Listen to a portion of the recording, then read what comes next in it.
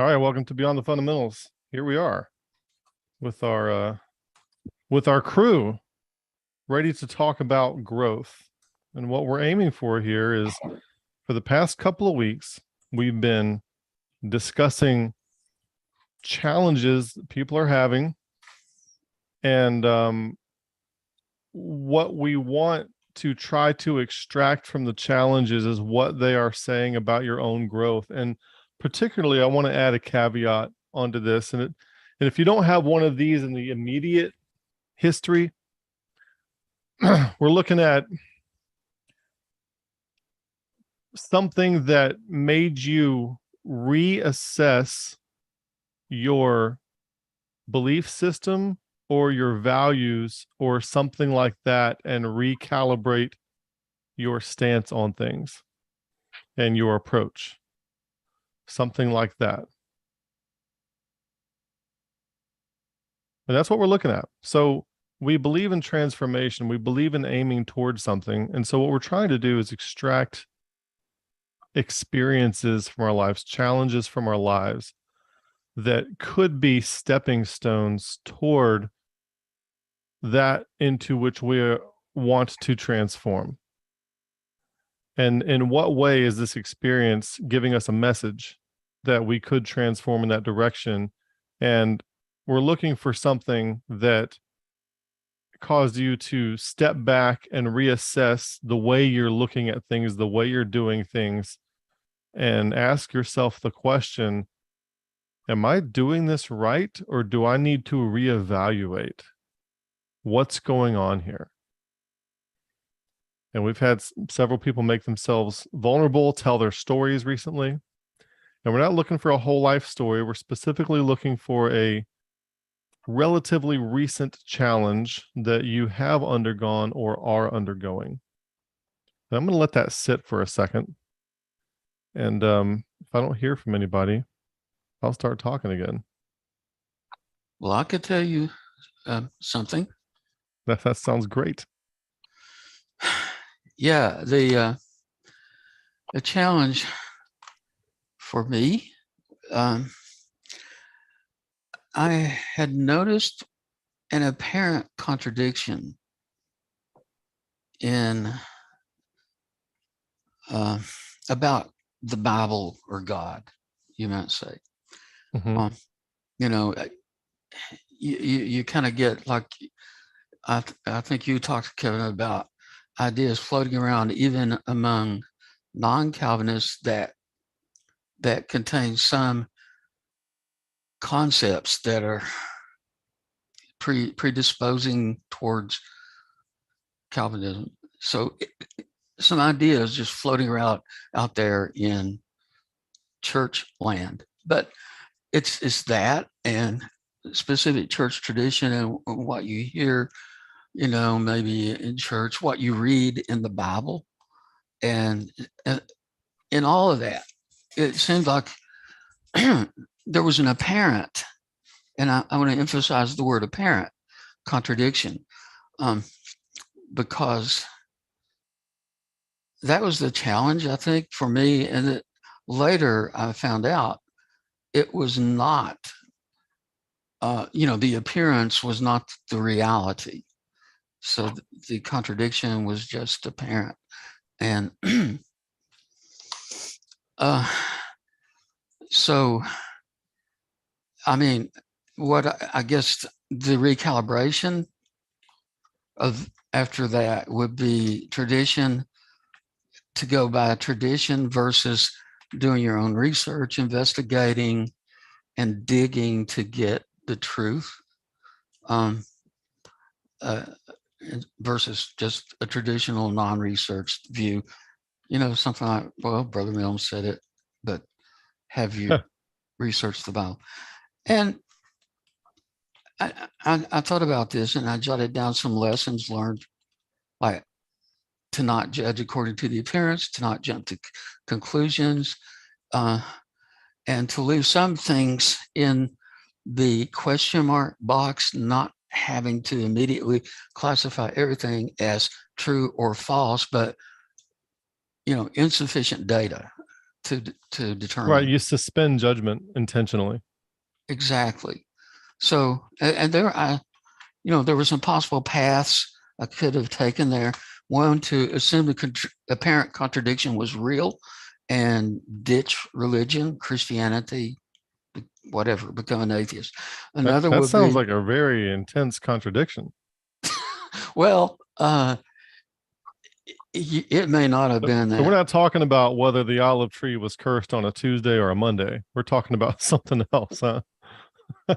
Or, well, I, I know this is just, I don't think I was seriously thinking of that very much, if at all. But no, I don't think. But I mean, these are just some hypothetical possible paths in a situation like this that I was thinking of. And another option, a possible path would be to do some research, which is kind of what I did. And then another third option is to embrace the contradiction and move into cognitive dissonance land and just say 1 = 2, or okay. So that's it. And I, it, I don't know if that's exactly the type of challenge you were looking for. Yeah, I think those kinds of things can be extremely challenging for people when you've committed yourself to a belief set Mhm. and suddenly there comes something for which you can't find satisfactory explanatory power. Also, it seems that if I don't, it would be helpful if there was a specific contradiction. I mean, I'm I can trying to tell you. think of one that would really make me like consider Christianity versus atheism as opposed to just modify my view or maybe broaden the scope or something like that.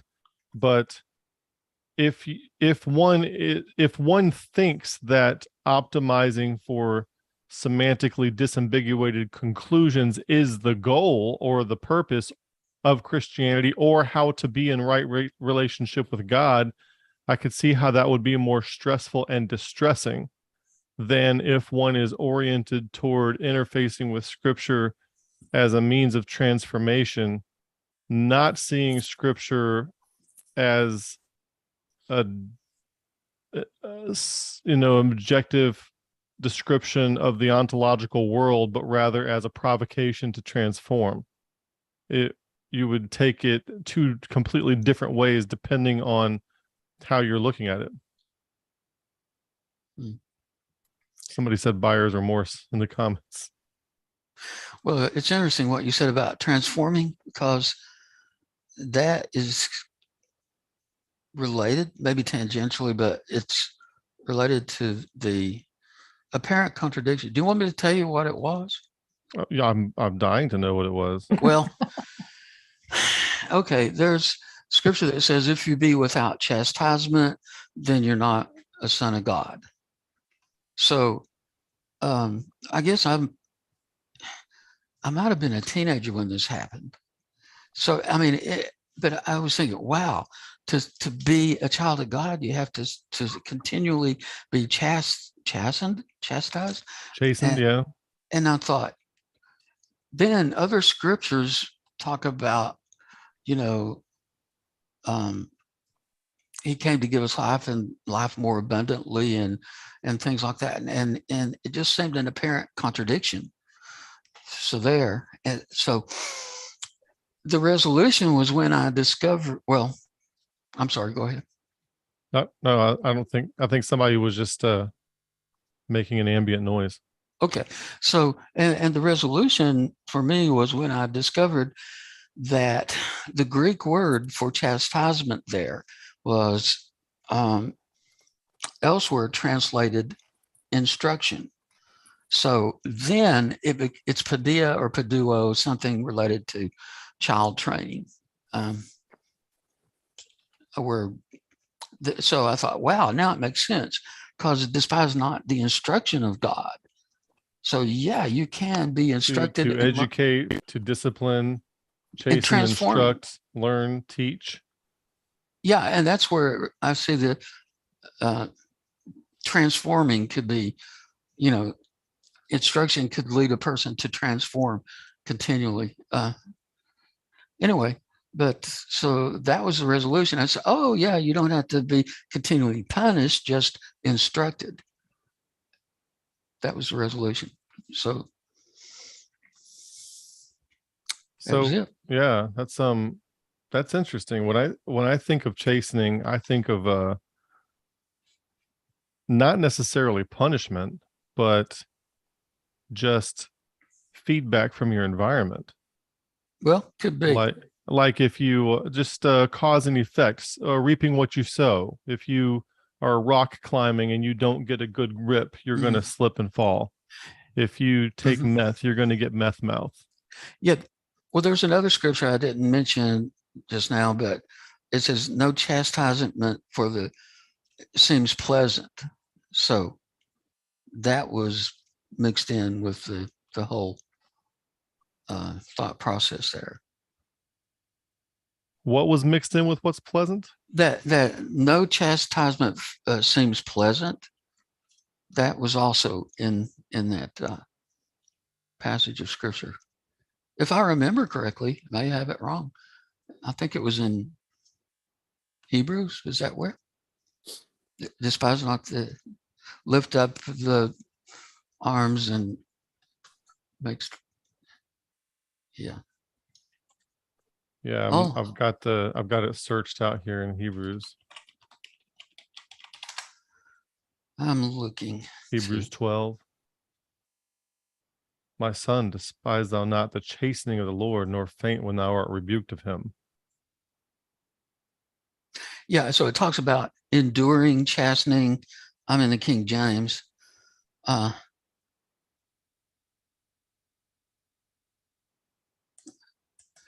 But maybe it's not in that. Yeah, Hebrews 12:5. Yes.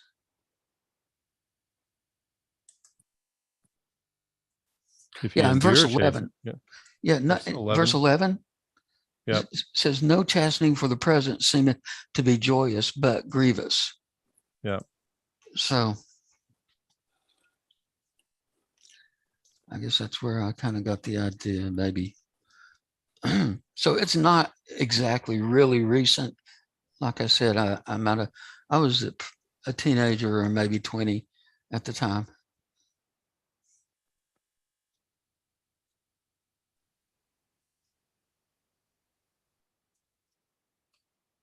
Yeah, sometimes lessons, and you think about what the Hebrews are going through at the time. No chastening for the present seemeth to be joyous. The Hebrews, uh especially the believing Hebrews, were being, Israel had rejected their Messiah, and the believers had dispersed from the persecution that arose with Saul. Mm-hmm. Somebody said they can't see who's talking. Not and the reason for that, Cheryl, in the comments, is because since we're live, not everybody wants to show their face, and that's fine. Yeah, and you can be thankful too that that you can't see mine. He says he's not much to look at, and we've seen him, and he's right. Yeah. There's a little kid who agrees with us too, apparently, from a previous session. Uh-oh.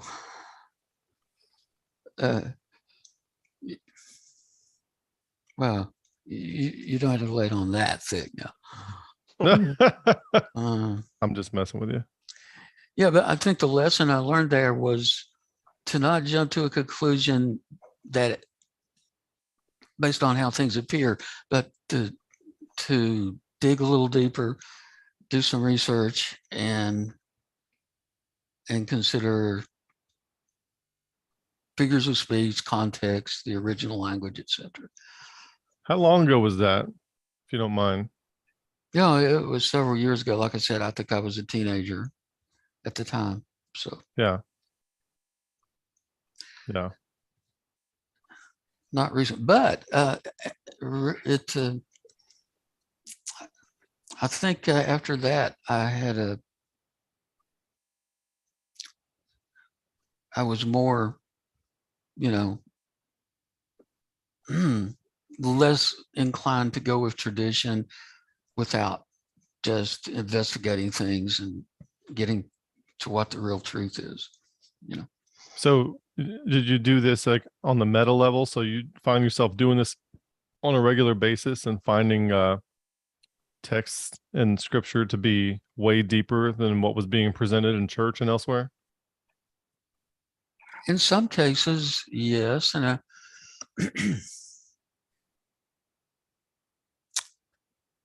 mm-hmm. Ian McGilchrist says that as as long as you say, you can write a book, and as long as you say something that is within what's commonly accepted in the scientific community, you don't have to give any evidence for it. No one will ask you for evidence. Everyone just accepts it. But then when you go against the flow, that's when you get a bunch of challenges, and that's when you really have to be meticulous about what kind of evidence you have.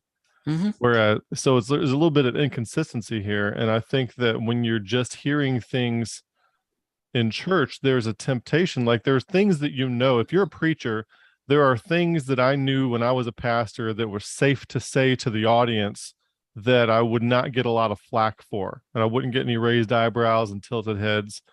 And then there were other things that I knew I had found in scripture, but if I were to say them, I knew I was going to have to take my time and develop them and spend more time with them. Otherwise, well, even still, you got a bunch of pushback. But there's a consensus and a bandwagon mentality. And people tend to have a false sense of safety and security within that.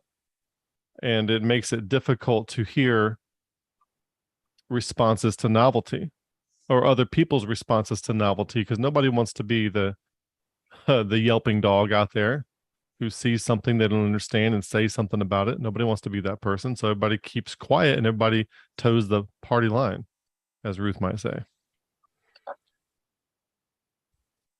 Mm-hmm.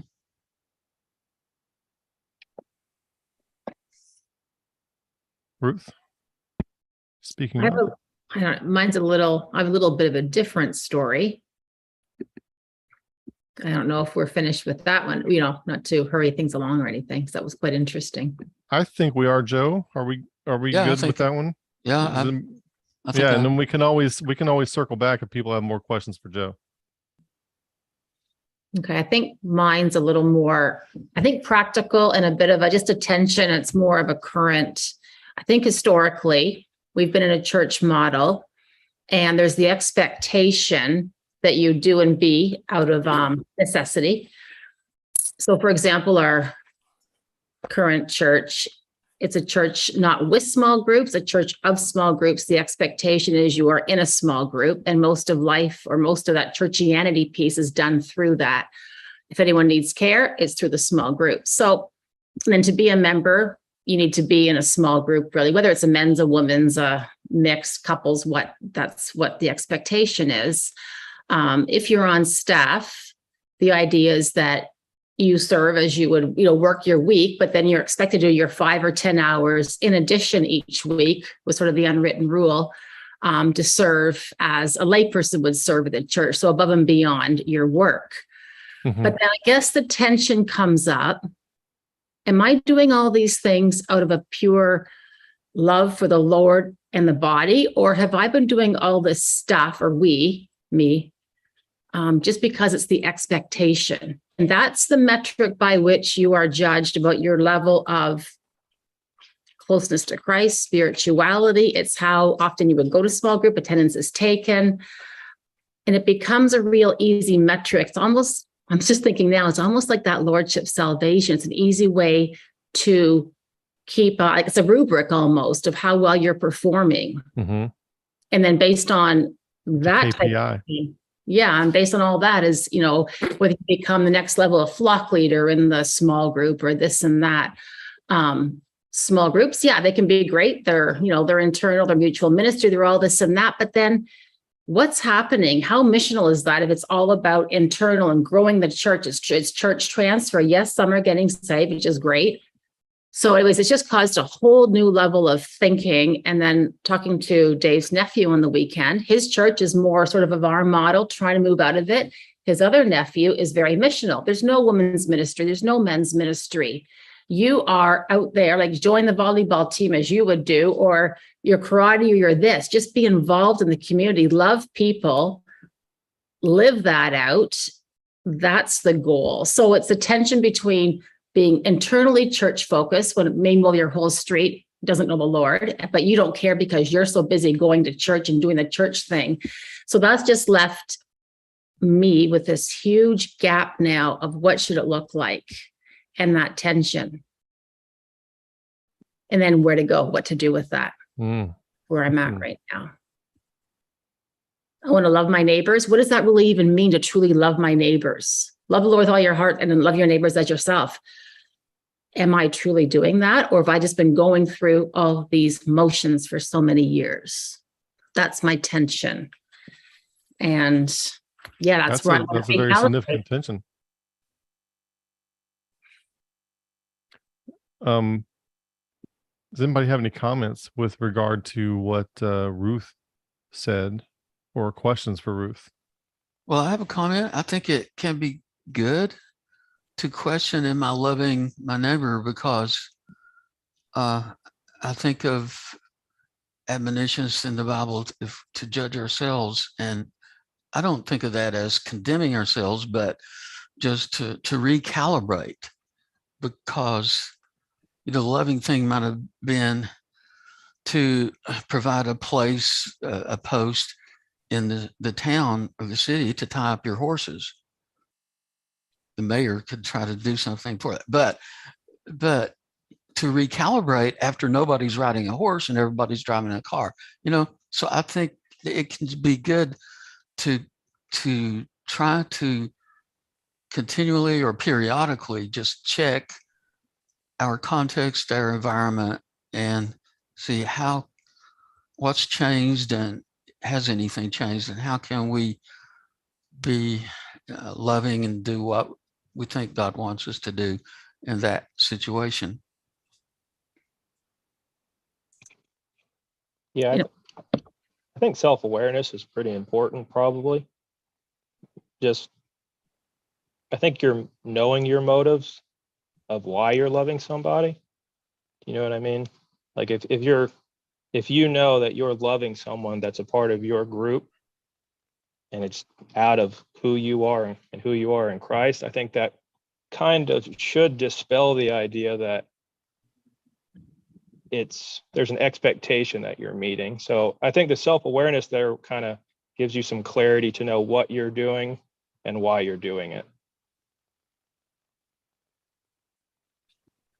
And I think that's the tension, is what I've been doing out of duty, or is it truly been out of love? Because the two can just become what you do without even having to analyze anything. Kind of like the church at Ephesus and Revelation. They see your works, but you've lost your first love. Where's the fervency there? Like if I go open the door for my wife, but I'm rolling my eyes while I do it, that's a little different. Mm-hmm. So on a sort of a sideline to that, I was looking at churches, and there was one quite close to us I was looking at, and I could have kicked myself because here I am doing the very thing we're trying not to do. I started to twitch when I couldn't find their statement of faith. Rather than your left hemisphere was looking for something to grasp and categorize. Yep. Just as an aside. Hold on. Seraphim chatted something, so I have to go to a dictionary. There we go. Oh, he actually put the definition in the chat too. He says to truly love your neighbor as yourself requires long-term commitment to a dedicated group who gather for the purpose of mutually accelerated disclosure. This was the original purpose of the minyan. I think when a lot of Christians view ministry as outward, like I need to say something to other people, and that is part of it, but there's also something that you need to extract from other people, something you need to pull out of them. And there's, oh, I saved it somewhere. Where did I save it?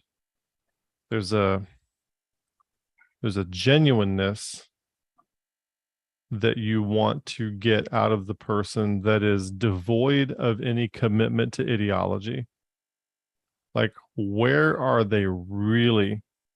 I was about to say, where are they really at? But I don't want to end a question in a preposition. Where are they really? Where is their mind? Where are their thoughts? What is of concern to them? What is of ultimate concern to them? Devoid of paying lip service to any kind of ideology, be it a Christian statement of beliefs or whatnot.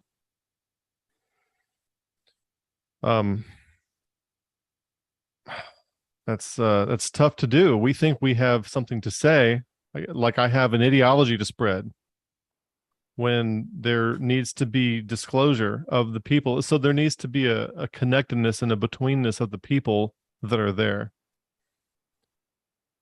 If I was going to segue into something, I was going to segue into mine, I guess, because it's real close to Ruth's. But I want to stop for a second, see if anybody else has any comments or questions on Ruth's or Joe's.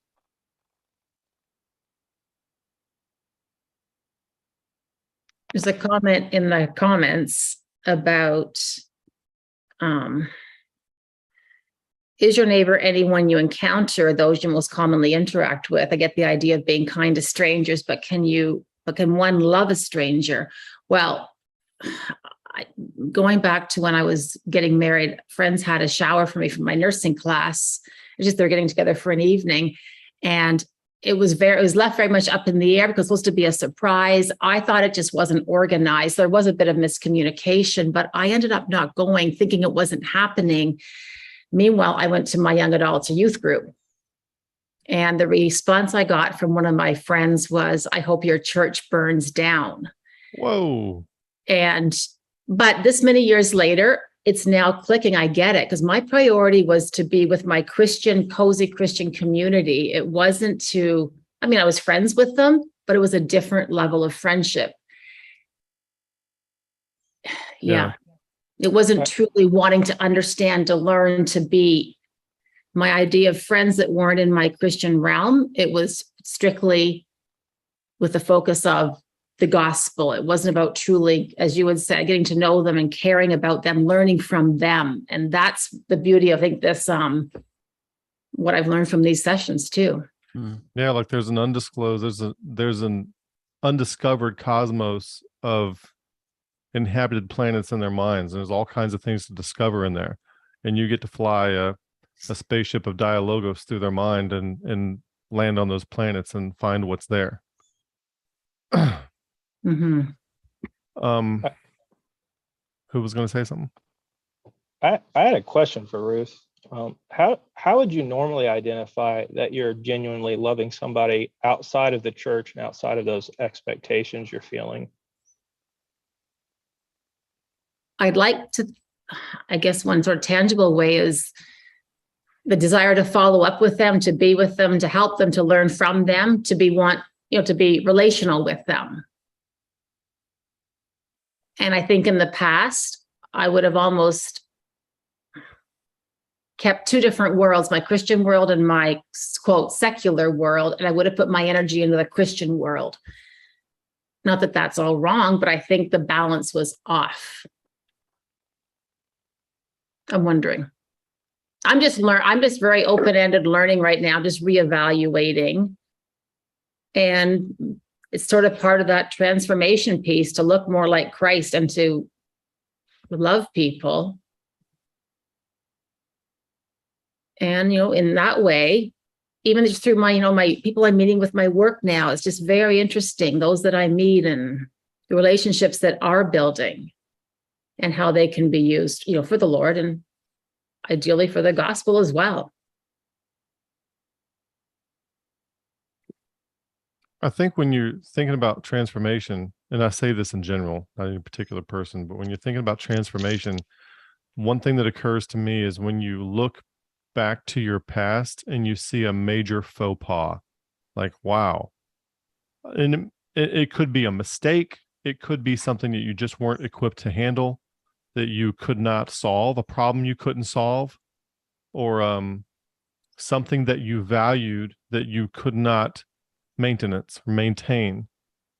And you look back and you ask the question I ask myself is, what would I have to be if I could go back in time? What would I have to be to have done that situation better? And it could be a multi-year situation. Like as a divorced person, I'm like, what would I have to do? What would I have had to have done to salvage that situation? What kind of person would I have to be? And is that possible? I have to ask that question. And then I furthermore ask the question, is there anything that I can pass on to other people that can help them act more wisely when they face such a crisis or such a difficult problem or such a situation in which they don't know how to appropriately behave themselves? And I think asking that question and wondering what you would need to become back in that situation is one of the things that could prompt development into a different stage of transformation.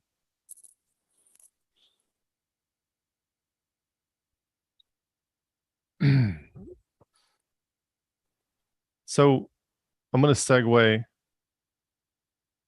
Your thing that you brought up, Ruth, is mine's real similar to it, even though the exact circumstances are a little bit different. And I'm at the place now where all the people that I've always considered myself among, as far as being a Christian, like, hey, these people are on my team. I'm getting the feeling more and more like if I completely pursue growth and transformation, full court press, I cannot do otherwise than but to potentially alienate them. Yeah. Like, not intentionally, not like I would try to do that, but so I'll hear things, I'll hear accusations. Oh, you're becoming new age. You're becoming this, you're becoming that.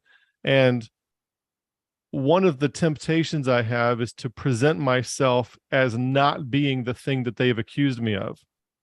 Well, one day it's going to come to a time where I'm not going to be able to satisfy anybody that I'm not this horrible thing they're accusing me of, for a lot of different reasons. Not that I am that thing, but there's only so far explanations can go with people who are predisposed to be against you in the first place. So, and now a lot of things are mixed. I've become more open. I used to be very like in the big five: openness, conscientiousness, extroversion, agreeableness, neuroticism. I've become more open than I have been in the past, which conservative fundamentalist Christians are typically not very open. And so as I'm willing to consider more ideas and more perspectives, that even just the consideration of such things are considered heretical by the people that I would have considered on my team just a couple of years ago, and probably still do to some degree. And so when you look at Fowler's Stages of Faith, he has this very troubling statement in there. It's very troubling to me that our religious institutions seem to be optimized for stage 3 people. Mm-hmm. And it's almost like stage 3 people made a religion out of their stage 3-ness. Makes sense? So therefore, it is impossible to go to stage 4, 5, or 6 without them having a pre-built-in model for your demonism.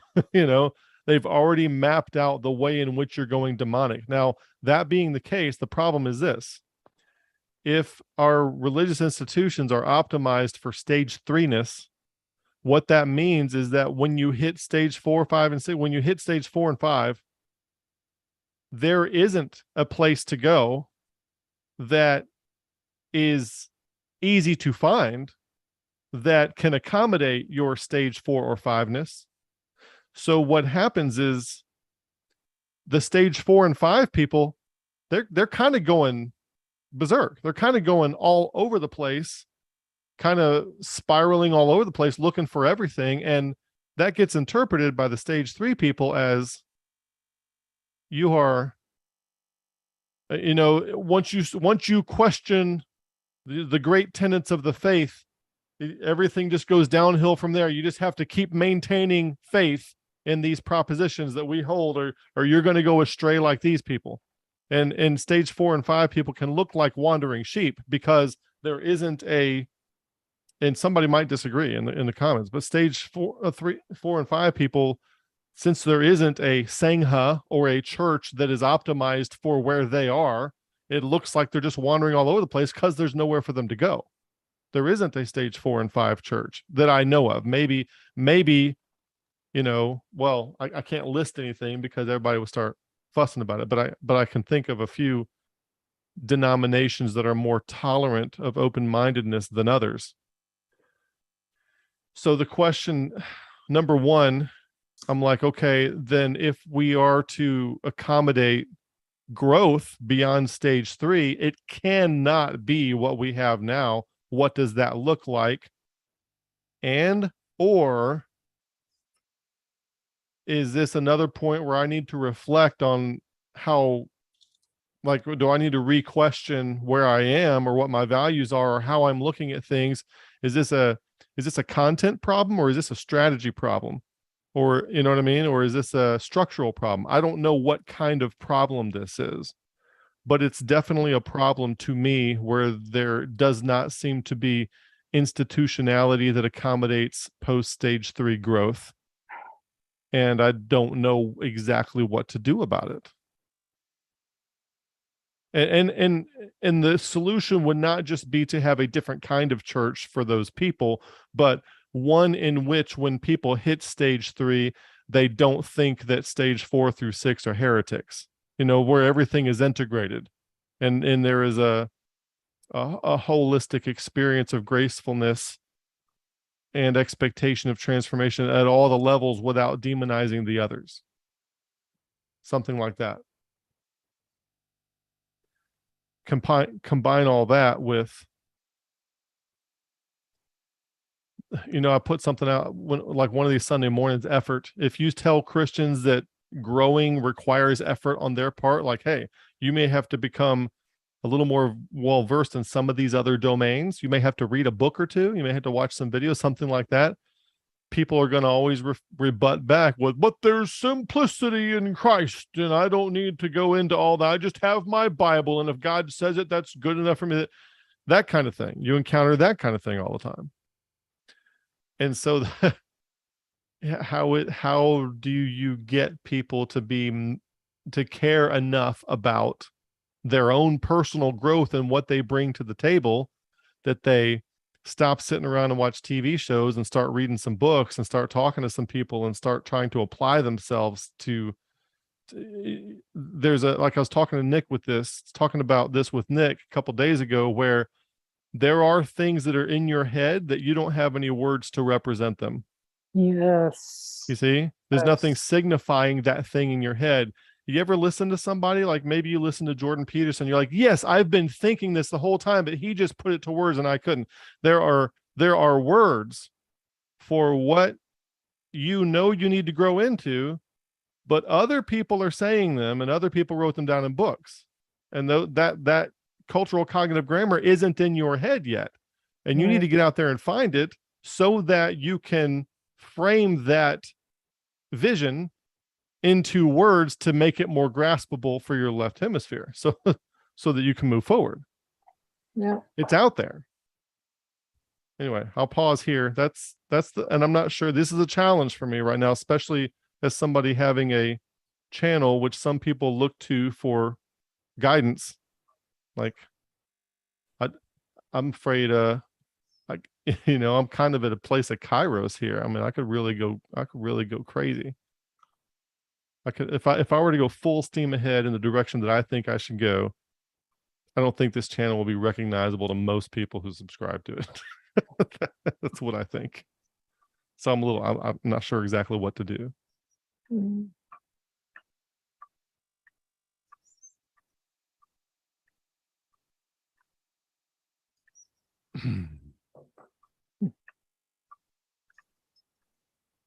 look at some of these comments here.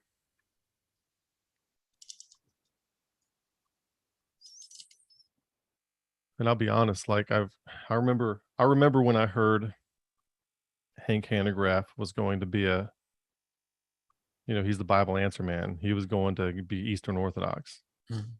And Seraphim says, go, don't hold back. He was going to be Eastern Orthodox. And I remember at the time, all the independent fundamental Baptists that I was aware of, they were criticizing him for this. Now, I don't agree with the propositions of Eastern Orthodox, but I have been thinking about it lately, like maybe that's a space that can cultivate something beyond stage 3, because they don't take their propositional beliefs as seriously as some of the fundamentalists. So it seems to be a more loose hold on these things, and there's more of an ecology of practices.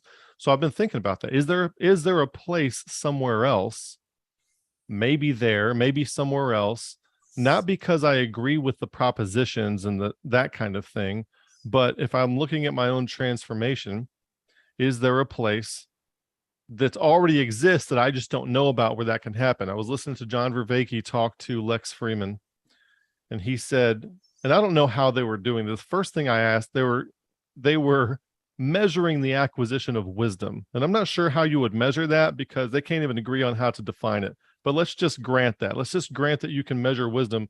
And they said that when people are pursuing wisdom in secular ways and religious ways, the religious people tend to do better. They tend to score better at being wise over a given amount of time than the secular people who are pursuing wisdom.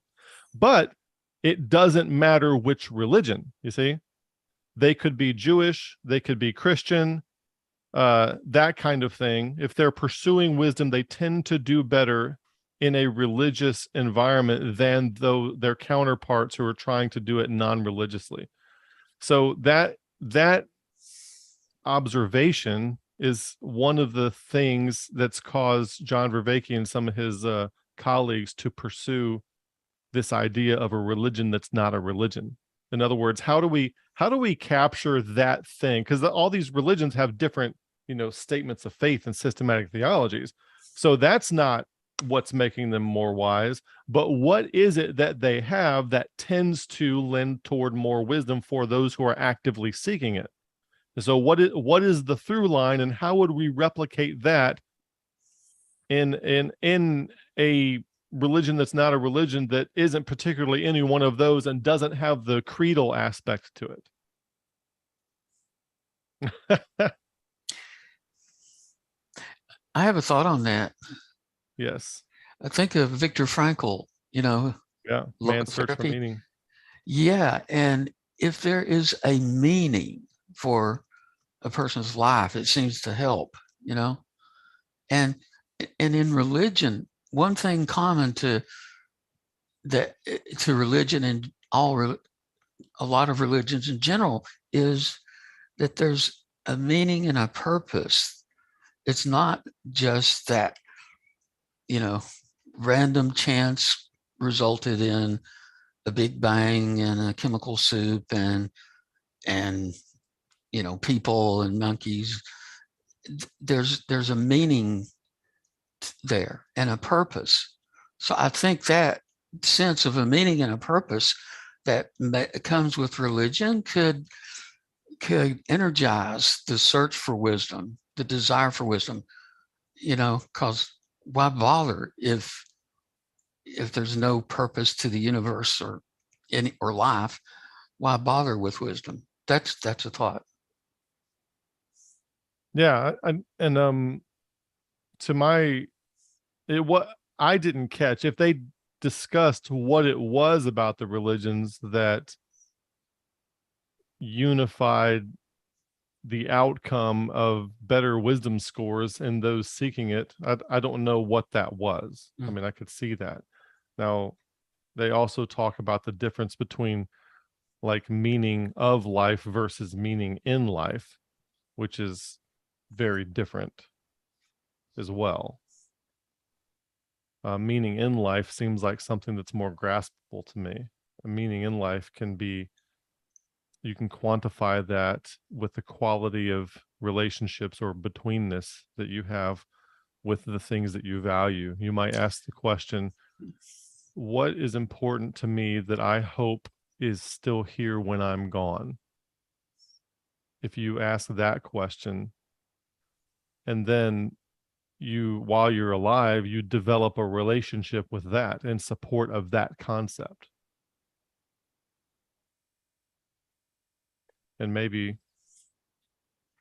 somebody said, is Sophie a woman? That sounds Gnostic. Well, wisdom is a woman in Proverbs 8. So I guess Proverbs 8 is Gnostic then. See, everybody's always trying to map something to something bad. And he might just be joking. I don't know.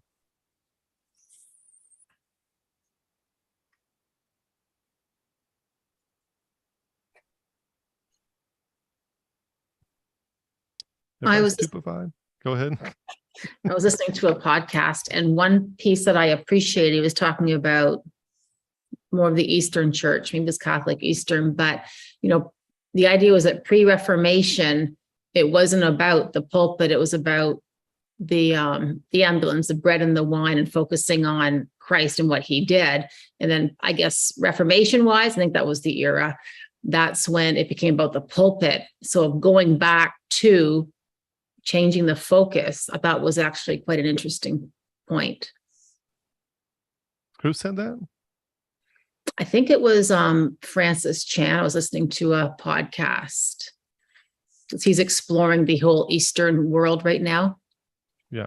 As well. So I think it was him, but that was one nugget that I did appreciate. Yeah, that's interesting.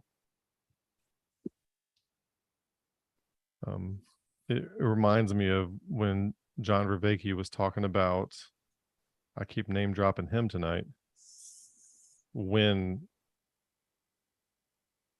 writing got into everyone's hands, instead of having one book that everybody gathers and listens to somebody read out of it, when you had the printing press and everybody could get their own book, reading became a silent thing.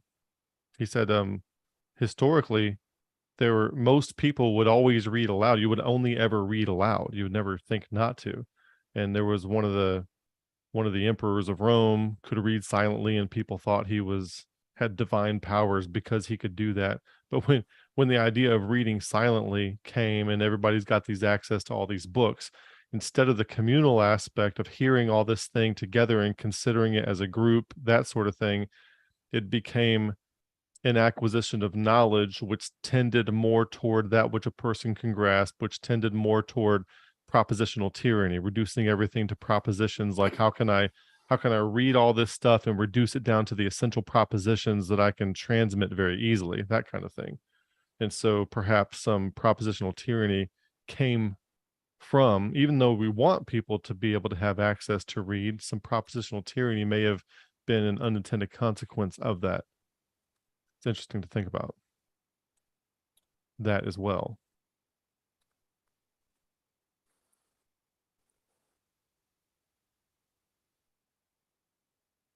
I know some of y'all got some good thoughts out there.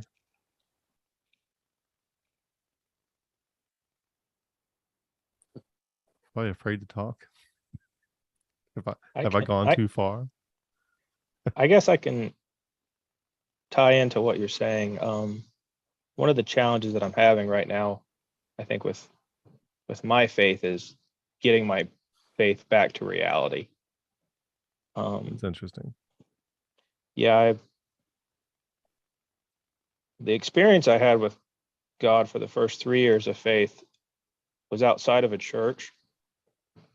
It was just the Bible, God, and reality, and there was this flow, and they all interacted simultaneously, and I was transforming without actually knowing it. It was very natural. And then for about 10 years now, I've been through a lot of churches, and the biomimicking video that you did really resonated with me a bit, choking those instincts out. And I had to kind of get to a point where I had to step away from the church finally, and to just say, like, it's really weird to me, like what we have been doing, or I've been doing on Sundays, and the way the church functions is kind of strange when I think about it. Well, because we understand transforming and how that kind of works, but what we've been doing as a church for a very long time, you wouldn't do anything to transform like that. You wouldn't go to a Sunday service for 30 minutes and expect that to change your whole week and change your whole life, listening to one guy tell you something that you don't really believe and you're not really going to probably do. Yeah. And I think part of me wanted to swallow that. These are good people, they're well-intentioned, I guess. But I think I haven't read the Stages of Faith book, but I can kind of guess of what I think stage 3 is. I'm not sure what the stage 4 and 5, how to get there. And I don't think any model we have of church works. And I think the hard thing is we've all been so involved in it, is that we kind of have to step so far back and just say, okay, like, if we had to look at scripture and just look at how to transform, like, how do we start naturally doing that? And like you said, I'm with you, and that's kind of why I've been a part of the channel for so long, is a lot of the things that I've been struggling with, you've been able to put words into. And I don't have the answer of how these things are going to change, but it just seems like we've been like you said, like you want to go shoot forward with all of your ideas, but you think you might catch a lot of kickback for it. Well, if you don't go forward, think about what's going to happen. Like, One day I'll die having not gone forward. Yeah, that sucks. Like, screw that. Like, you might as well jump in the deep end and at least see if you're gonna float or not. I mean, we're sinking now. Might as well. I don't know. Yeah, one thing I said to somebody today, I texted somebody, I said, when it comes to the academic types, I'm too much of a noob. And when it comes to the fundamentalist types, I'm too much of a heretic. I don't really fit in with, I don't really fit in anywhere. So we have to come up with a between area. Somebody said, speaking of the stages of faith, this is a good opportunity to delve some of this out. Gerard Long in the comments said, let me see if I can show this so everybody can see this. And this is a typical way of thinking. This is something we want to get away from. He says, Eastern Orthodox, aka Greek Orthodox Catholicism, is just as Roman Catholicism perverting the gospel of Christ by adding the sacraments to it.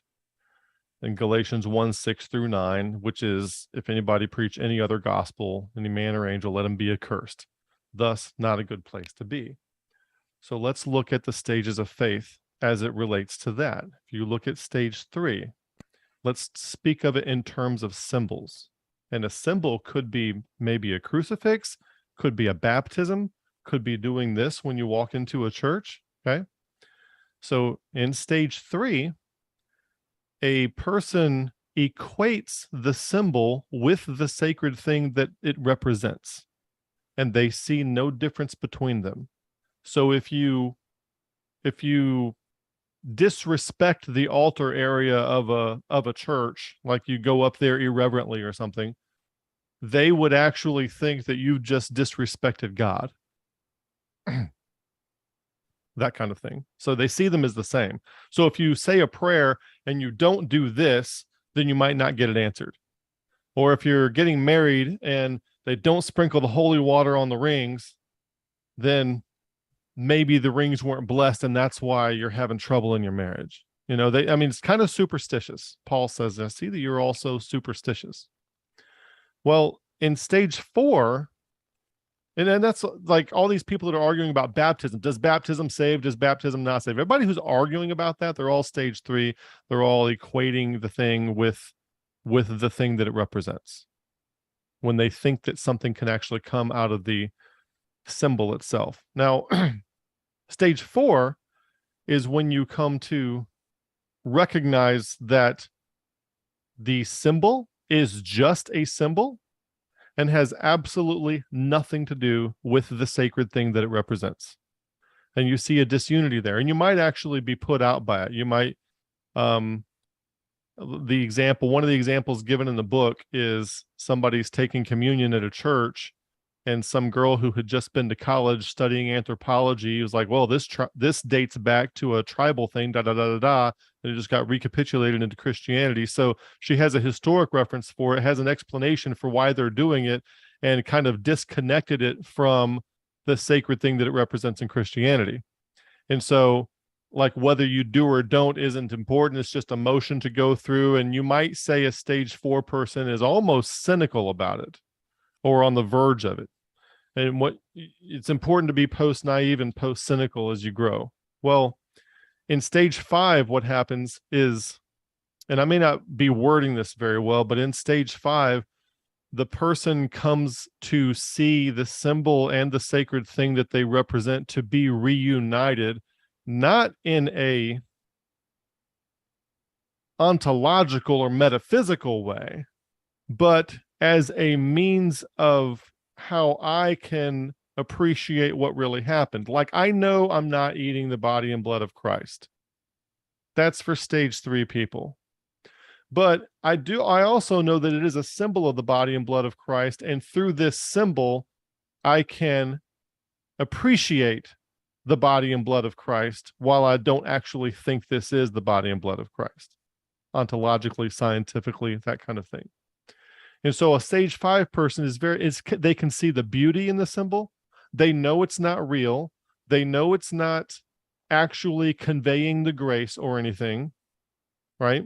And so they know that the holy water isn't actually blessing the rings. It's not, so they're not superstitious about it, but they can appreciate the beauty and they can worship through the symbol, even though they know that the symbol isn't the sacred thing. Does that make sense? They can derive their focus on God through that thing for the sake of symbology. So if we go back to Gerard's comment here, and I'll put it back up. If we go back to Gerard's comment, Eastern Orthodox, aka Greek Orthodox, is Catholicism, just as Roman Catholicism, perverting the gospel of Christ by adding sacraments to it. If you are stage 3, yes, I would agree with that. A stage 3 person would confuse the sacraments with the sacred things that they represent. And if you think that you're getting saved through those things, that would be confusing for you. And that's probably something that you would want to avoid.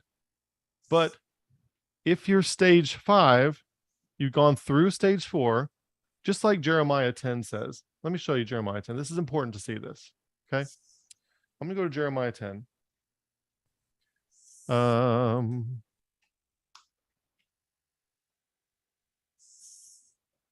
Hear ye the word of the Lord, speaketh unto you, O house of Israel, thus saith the Lord, learn not the way of the heathen, be not dismayed at the signs of the heaven, for the heathen are dismayed at them, for the customs of the people are vain. Right? That means they're not good. One cutteth a tree out of the forest, the work of the hands, the workmen with the axe. They deck it with silver and gold. They fasten it with nails and hammers, that it move not. They are upright as the palm tree. They must needs be born because they cannot go. Now, a lot of people would use this passage to preach against Christmas trees. Anybody ever heard this to preach against Christmas trees? Mm-hmm. Right? You probably have. And now, but the very next part is what is important. Be not afraid of them, for they cannot do evil, neither also is it in them to do good. Okay.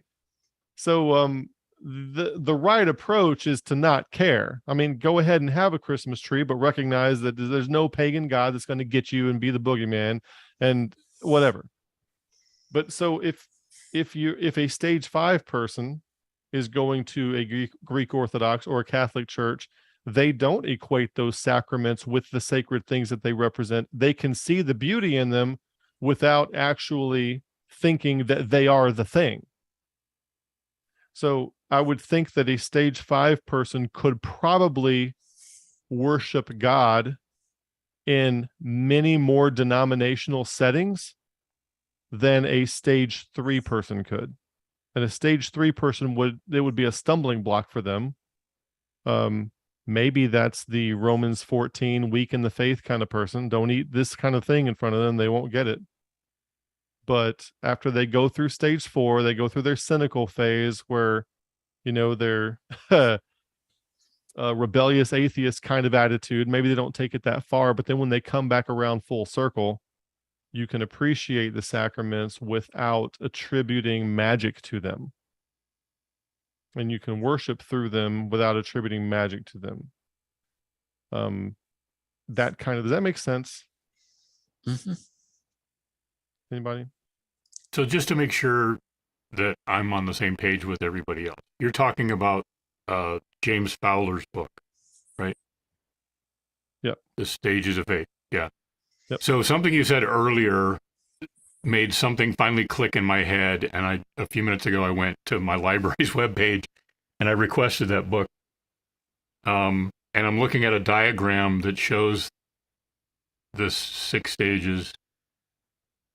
And it feels like now I have labels for things that I've been thinking about most of my life, because I've been frustrated by church most of my life. And I now kind of see that I always thought we all knew That one? that. That diagram? No, it's it might have been somebody else's diagram. I don't know if it came from his book. Oh, okay. There's a lot of diagrams in the book. Okay. I think that's one of the main charts. Yeah. But I guess I kind of always thought we all knew we were aiming for what Fowler calls stages 4, 5, and 6. But the leaders of the church have always been stuck with one foot in stage 3 and one foot in stage 2. Yes. Because that's where they're trained to operate from. Yes. So I just got an email from somebody today, and they're asking, where can I go find a church? I can probably bring this up right here. Maybe I can't. I had to really fumble through and find that one. I thought I just got it today though. But they're like, hey, where can I go find a church? I'm looking for a church that is not Calvinistic, but is not Baptist and not Assemblies of God and not denominational, but is not cessationist, but doesn't go crazy with the gifts either. And I'm like, a lot of stipulations there. But the problem is, and that's just one example, but I get people asking for churches all the time. Where can I find a church? Well, problem is all the churches are stage 3. And so they're all Ephesians 4, 11 and 12. None of them are Ephesians 4, 13 through 16. So I don't know what to tell them. And maybe there's something out there, but I don't know what it is, because in my little fundamentalist, independent Baptist, Southern Baptist background, it's nothing like where the church needs to be. So if something good is out there, I need to go visit it, because I don't know what it is yet, at least not participatorily.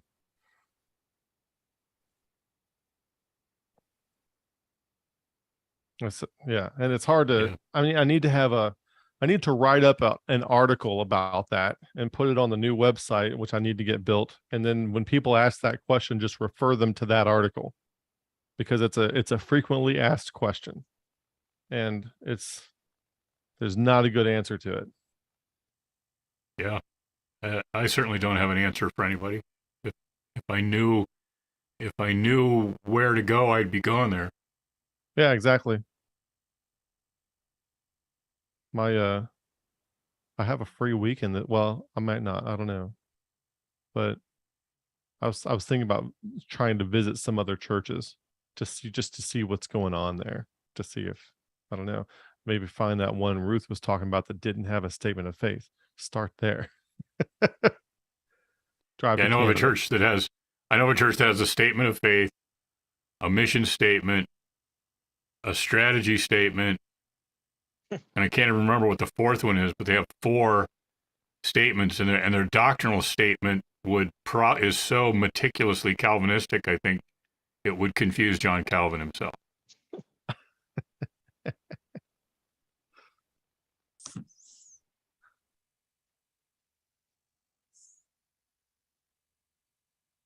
I'm looking through some of these comments here. So much of what's been said, it's just so much of what I've been through. And I didn't know why I didn't like church. I would be hard pressed to go back to church at this point. But one of the things that I've come to realize is I was bored with church because I thought, well, I've been in church all my life. I've heard this, done that, it's just rehash. It's just this, the same stuff, different words maybe, but I wasn't learning anything. I wasn't getting fed. And when I moved to this area and everything is Calvinist or so totally off the charts that I wouldn't go there, I stopped going to church, and it was a big blessing because that's how I ended up, in a large way coming here. One thing that I found is that I was a little bit arrogant because I thought, well, I'm not learning anything in church because I've known, I know what they're telling me. I've been through it. So I know what they know, and there's really nothing left to learn. And I was also never exposed to the philosophical side of things. So my background is very, very technical, and I realized I didn't even know how to think about things. I went through a bachelor's and a master's program and thought, why don't I feel any smarter? Why don't I feel educated? Why aren't I using all those heady big words? Well, all those heady big words are over in the philosophy, not in the business department. And what I'm learning is I knew nothing. And the reason I didn't know anything is because that's where you learn ways of thinking and how your brain works and why you believe what you believe and why you accept things in your life. Just, it's just been real eye-opening. And what I came to realize was I was not as smart as I thought I was, and pretty much intellectually bankrupt, which was kind of devastating. And it was really hard for me not to get depressed about it. But I don't have a tendency to get depressed. I have a tendency to get defiant. And so I was very, very, very thankful because you're mentioning all these names, and I'm been spending a lot of time. Ian McGilchrist and I are getting really, really close, and I'm trying to do Alfred North Whitehead, but he's a little bit more difficult. I really It's tough. like his concrescence chart. I'm trying to get a grip on that because something has been bothering me for several years, and I think if I could get a grip on that, that might be the answer to it. But anyway, I say all that to say that I'm just kind of deconstructing, and I'm living a retired life, which people tend to get more relaxed that way, or very, very busy, one of the two. But I've spent a lot of time doing things for no eternal good, and not even my own faith health. And so it's been really helpful for me to get exposed to these people and to begin to be more intentional about what I'm doing. And your comment about, what do you want your future self to be? Well, how in the world would you ever know that? But you can get a good grip on that. And to not just let life happen to you, but to really make sure that the way you spend your life is moving you toward that. So for me, right now, I just feel just very, very bankrupt, but I'm working to put stuff in my account, and I'm hoping that it doesn't take a real long time to get there. But I am older and more experienced than I was in my younger days, and hopefully it'll catch easier for me than it may have at one point when I didn't even see any value in it. So that's really what I'm going through right now, is just trying to decide what I want to be when I get more mature and work toward that with some intent, rather than just sit around and not do anything about it and expect that I can't get any better than I am. Ruth hit a sore point with me, because I feel like I wouldn't even know how to evangelize somebody.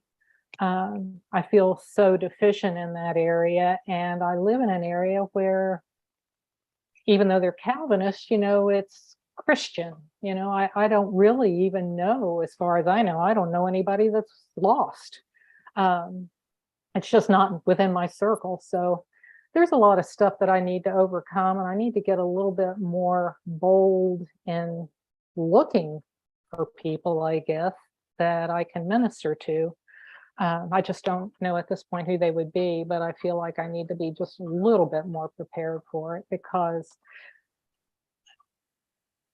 it's, you talk about getting on Facebook and having all those quick answers, and I was so pleased with myself because I had all those quick answers. Well, most of them were wrong, and most of them were the wrong way to handle it, and most of them were not the.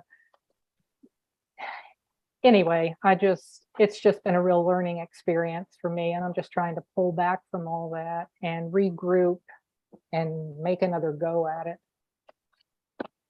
So that's my deal.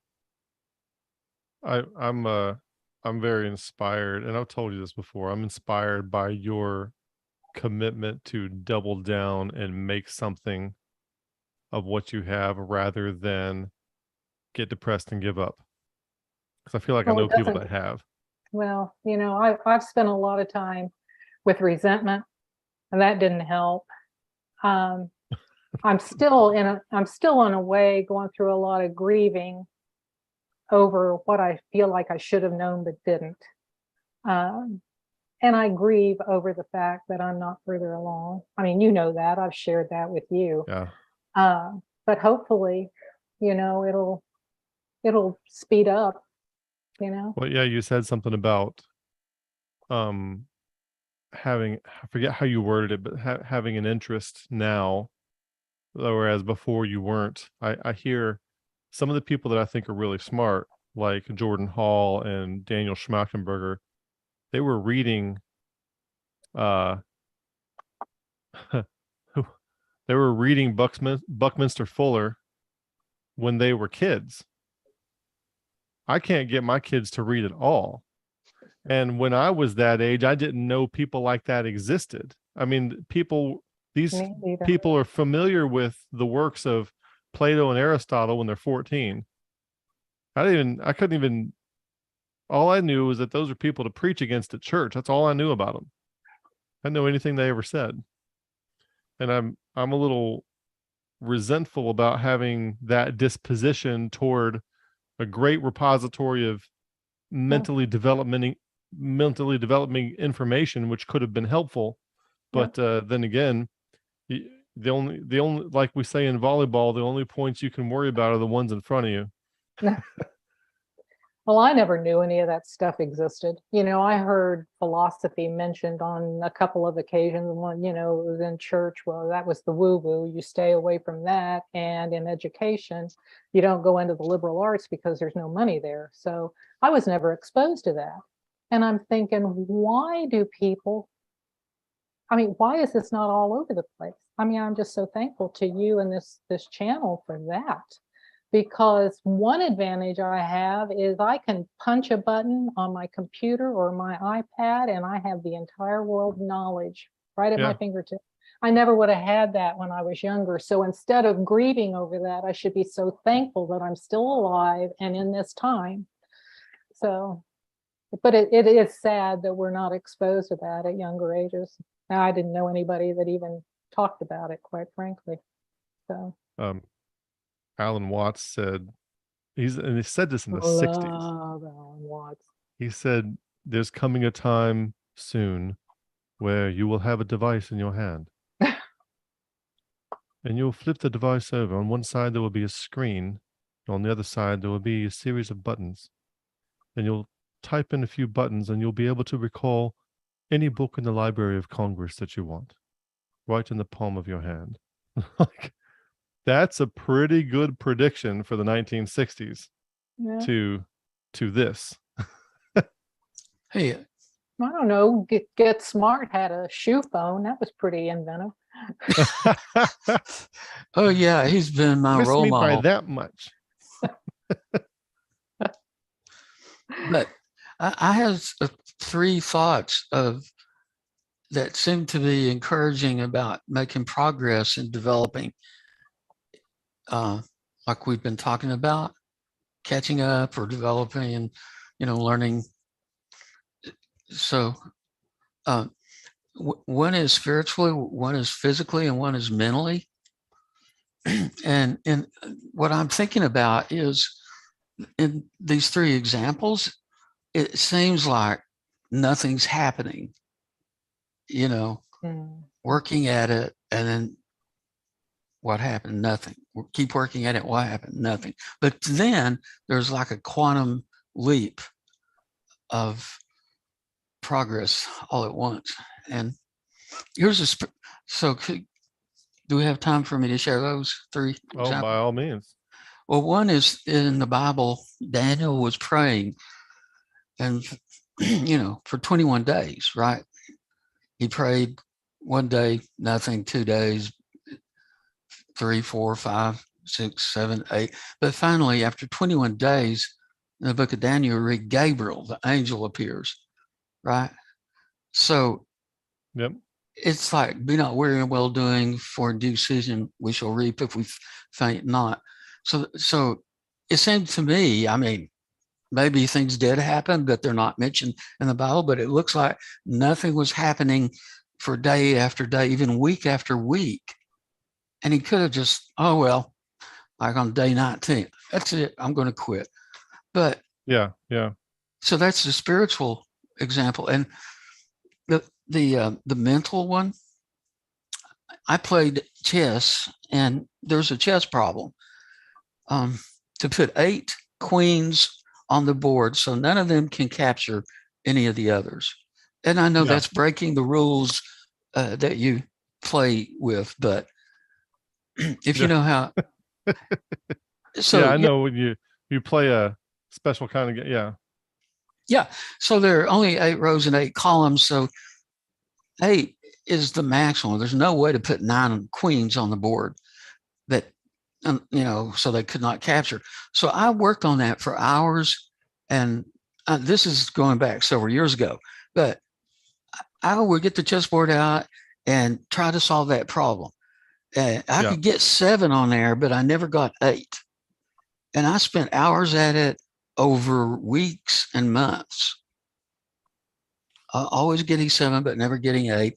And then one day, it's amazing. One day I thought, and I've been spending, like over an hour trying to figure it out. I just thought, I'm going to do it.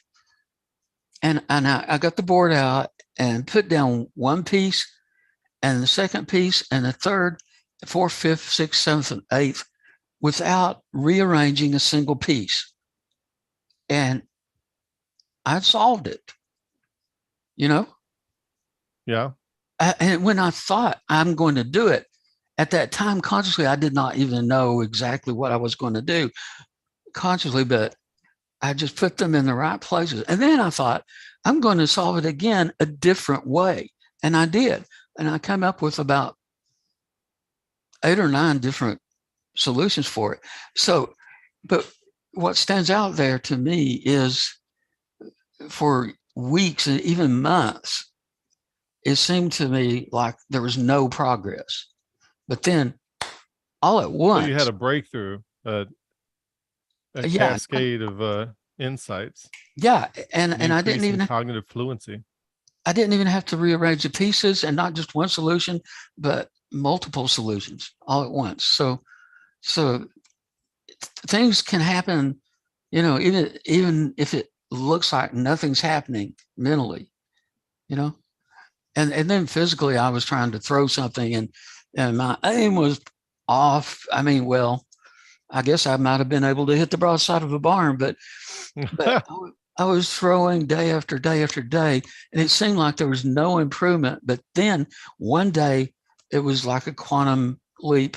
My aim improved significantly, so I noticed that. So yeah, yeah. so I think the takeaway to me from all of this is that it's an encouragement to be encouraged that even if it doesn't look like progress is being made, if you keep at it, there's hope that boom, there'll be So a there lot of could be progress. like number one, don't give up, but there could also be some kind of punctuated equilibrium of Yes, growth unexpectedly right, right, to bring Stephen Jay Gould into this. right. Have you read his big book on the structure of evolutionary theory? No, nope. Huh. I've read summaries of his stuff, which, by the way, that brings up something else. Another comment. Speaking of summaries, when Roberta was saying she read some Alfred North Whitehead and it's a little more difficult. So I'll tell you what I do. When I'm reading something, I will go to YouTube and try to pull up 10-minute summaries of the person's main concept, and I'll watch these videos and Mm. I'll watch a few other people talk about it. And then when I read it, then it like it makes more sense to me. Yep. Oh yes, I live on YouTube these days. yeah.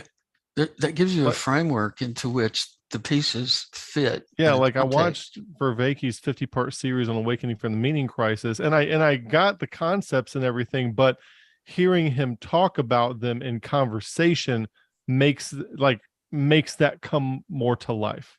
Mm. Now, we have a super chat here from Keith, Beheld the Serpent, and he says, Kevin, tell Dan he's ready to start a church. Dan, Keith says you're ready to start a church, and Roberta is ready to start a ministry. So thanks for the super chat, and I think the message has been delivered. It's a yeah. That's the message. Speak, I prophet. think my YouTube channel is as close as I'll come to that. Never know what'll happen. I had a thought of how I might start a ministry terrestrially, like with people nearby, and the people that I have in mind that might be most interested in what I have to say, not the kind of people you would expect to see in church. And that's very interesting to me.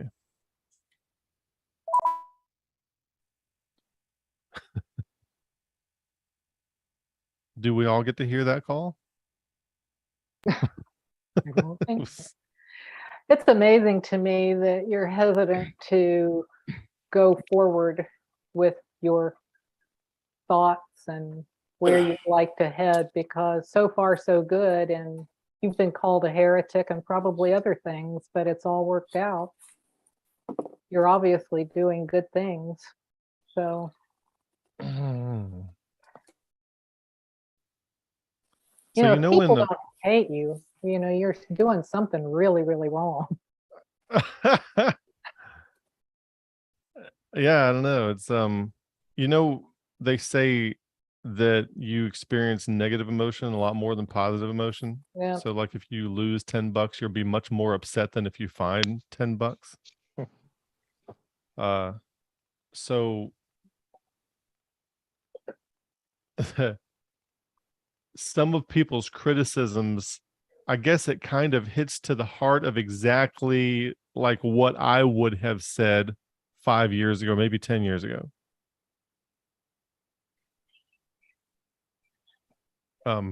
That and so it's like it causes me to stop. Is this criticism legitimate?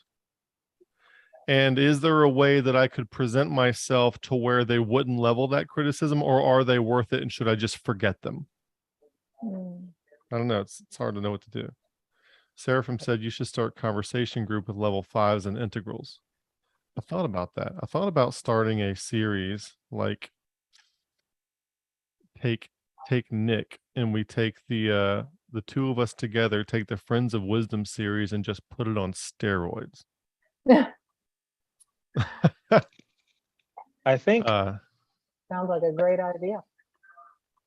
I think if you do go forward, or if all of us go forward with our challenges and our transformations, I think the joy that will be found there will outweigh all the negatives if where we're See- going is good and true. See, that's what I'm thinking. I'm thinking like in some way we need to demonstrate what that looks like so that people can see that there's what you might call a strange attractor. Like when the iPhone came out, people just had to see it to know that they wanted one. And so describing it or aiming for it or holding off from it may not be the right approach. Maybe just do it. And then once people can see, of course, there's going to be naysayers. Of course, there's going to be all kinds of sermons out there saying these crazy people are, they're the progressive church and they're the emerging church and all this kind of stuff. Of course, that's all nonsense, but that's what they're going to say. We'll just do it anyway, and then be able to demonstrate something. That's why I know one of the things that most people, they get to a point where they just step away from Christianity, and I just stepped away from church, and I was like, well, can I just step away from all of this? I'm like, well, no, like I'm changed. Like I know this is real. I've changed. My heart's changed to the joy I felt. Like I can't let go of this now. Like it's who I am. There's nowhere else for me to go. Like we're going to lead you astray now. That's how they act. They act like it's mysticism. It's strange. Yeah, It's well, like that's a huge problem yeah. when people they confuse church with Christianity. Yeah. Well, it's like, and the reason I said reality before, it's because when I tell people about it, and you guys know this, the experiences that you're having with God, I've come to find that when you start to say that in church, people are not experiencing God outside of that building, and it's very strange when you start to talk to them, because like you say a lot, Kevin, they start to talk like NPCs, like they can't have a conversation that's based in reality, and you're like, what's going on here? Yeah. It's like you're not talking to a person. Yeah, and I don't know if it's because most of those people are in the same Christian circles, but my background is not a Christian background whatsoever. And we didn't talk about like Aristotle when I was when I was 12, but I remember sitting in like a garage with my buddies talking about the world and the trees and just how things we thought could work. And I get into church and it's like, yeah, that's all crazy. You just need to shut that down and affirm these things. Yeah. Just affirm these things, these beliefs. What's so strange to me is that people that I've known for a long time, or people in church in general, I don't know if they're threatened by the discussion, but they're not even willing to talk about this stuff. And I don't understand that. It's like, why aren't you hungry for this kind of a discussion? Why aren't you hungry for going deeper? Because it's almost like, well, like I was saying, I thought I knew it all because I kept hearing the same thing and it was all the same stuff. So I must have known it wrong, but there's no curiosity there. I think the same thing is going on ideologically that goes on in a child's mind when you turn off the light in their bedroom. Because they can't see what's in the space, their mind fills in all the horrible things that must be there, and they just want to hide under the blanket, proverbially. There's a lot of anxiety with uncertainty. And not everybody has a tolerance level for it. And I really think we're thinking in terms of like starting a kind of church model that is suitable for transformation and incorporates an Ephesians 4:16 model. But I really think that the culture and the way kids are raised needs to be addressed from an early age, to where kids become more comfortable with uncertainty and not having answers, and something like that. Something like that, because our education system basically trains people to fill a cog in a wheel, doesn't train them to learn how to become the thing that they need to become, or learn themselves. And as I've said before on this channel, I think that you can only know God to the degree that you know yourself. But if you start saying you need to know yourself in Christian circles, now you're a mystic and a heretic. But you have to. It's kind of like when you buy a computer. If you go to Best Buy right now, and the sales associate knows what he's talking about, and you say, hey, I need a computer, you know what he's going to say? He's going to say, what do you need to do with it? Well, I just want to browse the web. And then he's going to take you to I just want to browse the web and check email. Well, he's going to take you to a low-end computer that's going to give you what you need, probably pretty cheap. And you can probably get a fairly good computer that'll do that for less than $300. But if you're like, you know what, I'm developing 3D graphics for a computer game that needs to process 25 teraflops per second on a, that kind of thing, he's going to say, all right, let's go to the other end of the store over here and get something else. So you need a special order that. It depends on what you're trying to do. So if you ask yourself, what are you trying to do? What RAM and processing speed am I dealing with up here? But beyond that, my cognition is embodied, it's extended, it's enacted, it's all these things. And there's the emotional aspects to it. A computer doesn't have an emotional aspect. Computer's not going to have not going to get in a mood and decide that they might not want to participate. And I mean, unless you got a Windows box, but like a real computer won't. Some of y'all didn't catch that. Dan knows what I'm talking about.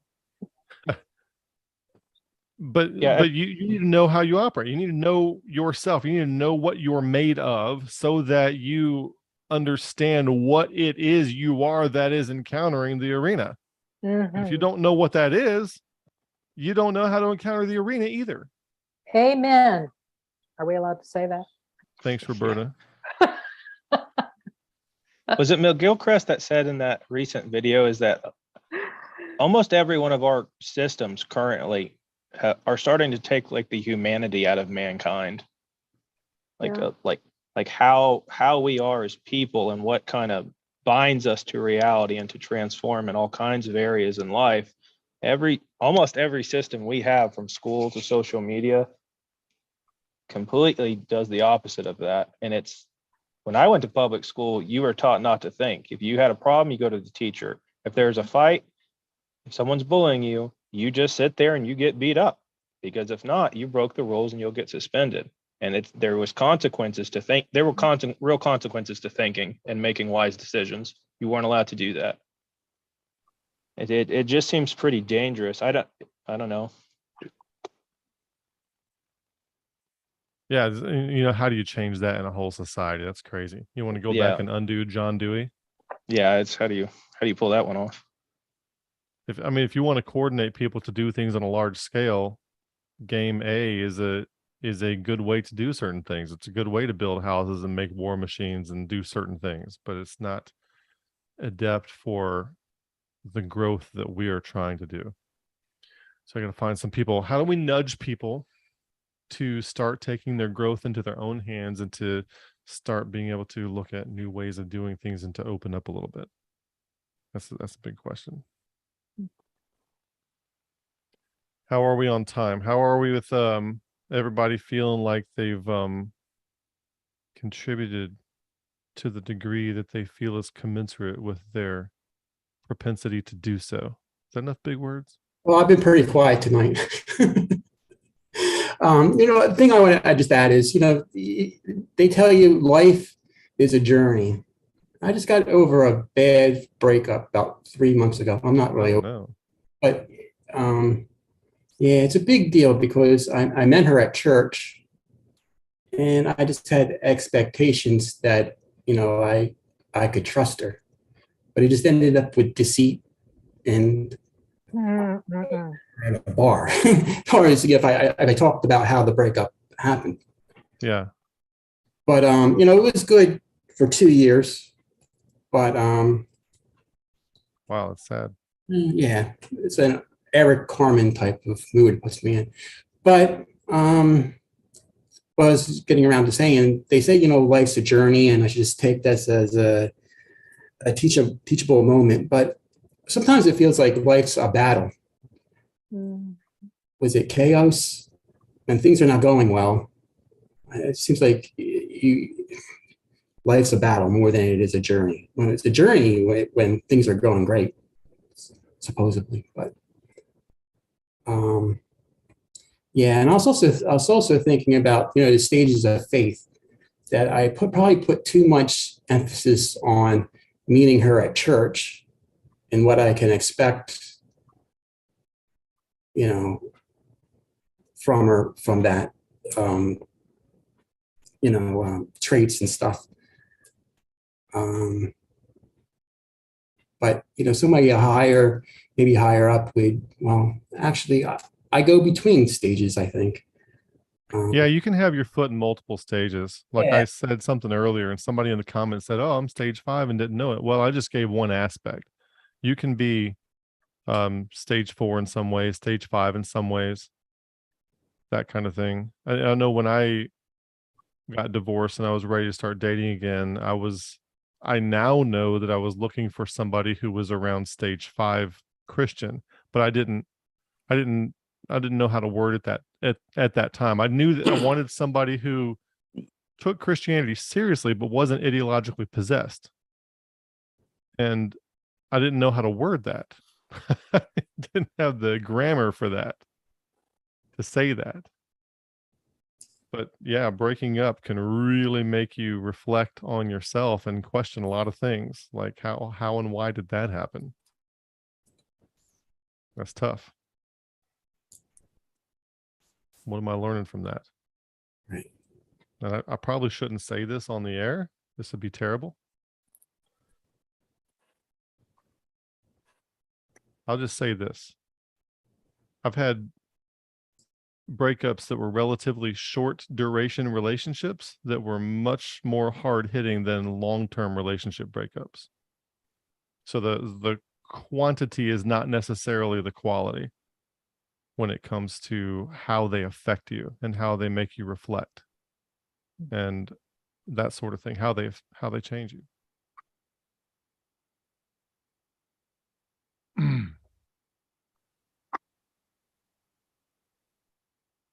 Did you ever think where the lies started, and when Where they the what started? lies? Well, were you broken up by anything lies on the other part, somebody else's part, It or depends what breakup you're talking about. Yeah. So, I guess the lies that I dealt with in one of my breakups was more misrepresenting previous conversations. You have a conversation with somebody, then the next time you come together, they remember it differently than you do. Right, exactly. That kind of thing. So it's not like they're hiding something and lying about it. Yeah, just yeah. I don't know. It's tough to get into without getting into it too much. Right. I don't want to, Some break any confidentiality or privacy. No, I was in a situation where I thought I was going crazy. I mean, literally thought I was going crazy, like going to the psychiatrist and asking what's wrong with me and getting put on medicine, all this kind of stuff. And then once the relationship ended, all those symptoms cleared up. Turned out I was being gaslit by a cluster B personality disorder person and didn't know it the whole time.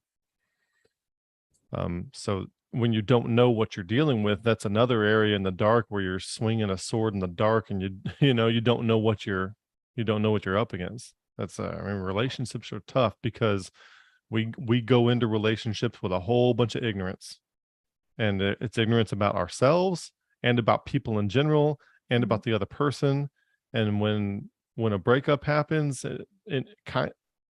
I kind of see both people as kind of victims of their own ignorance, if you will.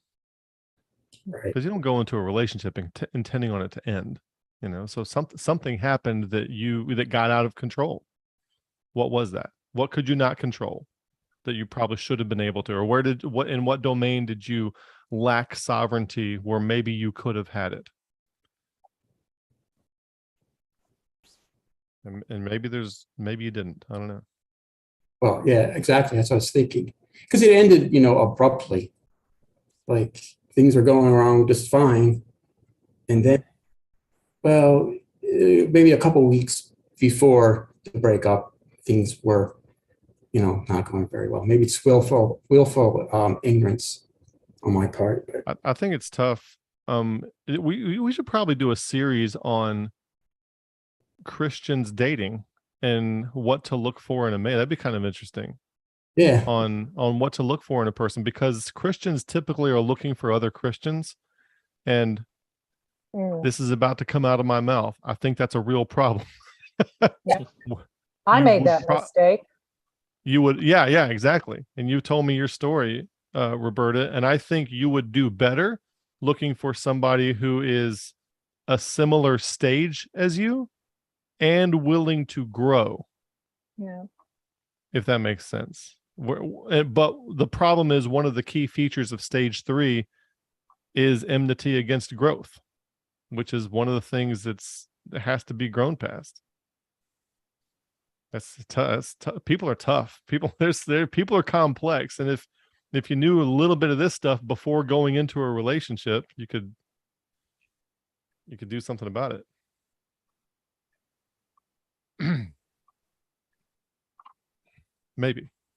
Maybe I did find, like, when I'm talking to people now, if I'm getting a highly emotionally charged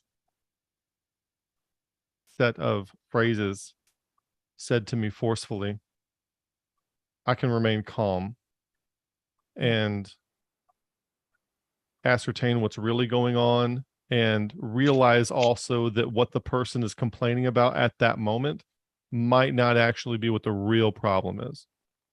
There might be something else going on. And this happened recently, and it was very interesting to deal with that in the aftermath, where there could be a very serious concern that's a very forcefully brought forth, but there's still no arguing, yelling, or fighting.